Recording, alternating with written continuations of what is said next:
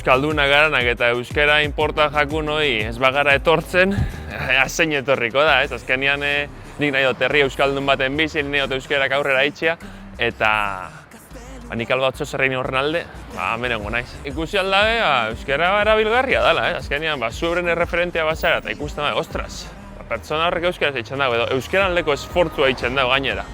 Gu igual lagunduko detzagu hortan. Eta, bueno, pixkat kontzientzia hori sortzeko importantia da. Azkenean, euskara nire amezkuntza da, txikitatik hitz egin dut, etxean, ikastolan, kalean, eta modu bikaina da euskara bultzatzeko eta guztioi animatzen dizuet korrikara etortzera. Bai, azkenean uste dut, erreferenteak garela eta agian ume txikiek guri euskaraz hitz egiten ikustea, entzutea, horrek ere euskara bultzatzen duela, agian gehiago hitz egiten hasten direlako.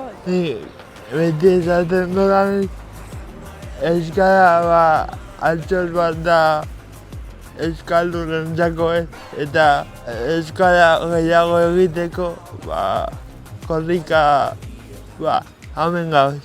Nik, etxean ez dut erabiltzen, baina basketin adibidez bai erabiltzen dut lagunekaz. Sí, al final yo creo que todo el mundo tenemos que aportar algo, ¿no? Y al final yo también estoy intentando aprender, ¿no? De momento, sobre todo, lo entiendo, lo que pasa es que me cuesta más hablarlo, entonces, bueno, estoy más cómodo así hablando, pero bueno, que yo creo que es un granito de arena, ¿no? Que puedo aportar. Todo lo que podamos visibilizar, incluso deporte de alto rendimiento y gente que somos deportistas paralímpicos, pues yo creo que es esa aportación, ¿no? Que podemos hacer y sobre todo porque la cultura del euskera pues siga adelante.